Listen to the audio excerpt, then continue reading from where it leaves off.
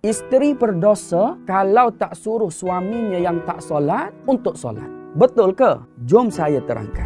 Jawapannya tak berdosa. Tetapi isteri kenalah nasihat suami supaya mengerjakan solat. Sebab apa? Rumah tangga takkan bahagia kalau suami tak solat. Rezeki jadi tak berkat. Tak ada berkat dalam rumah tersebut. Para isteri juga perlu banyak berdoa, minta kepada Allah Subhanahu Wa Taala supaya dilembutkan hati suami, supaya suami itu berubah untuk dia menunaikan solat. Dan isteri kena ingat, ketika menasihati suami, jangan sampai jadi kurang ajar dan menyalahi syariat Allah. Pesan Allah dalam Al-Quranul Karim, dan perintahkanlah keluargamu untuk solat dan bersabarlah atasnya.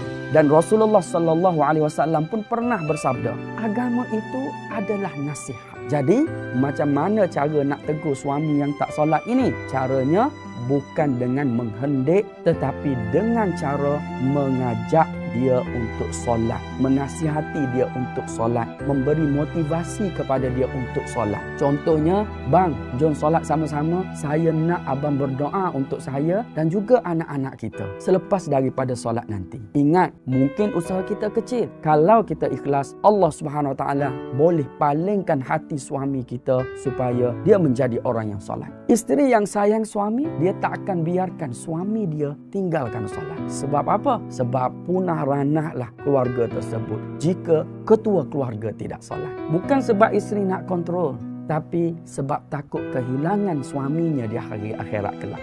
Jom bantu saya sebarkan video ini kepada lebih ramai isteri-isteri di luar sana supaya mereka juga memainkan peranan yang sangat penting untuk jadikan rumahnya rumah yang dipenuhi dengan keberkatan.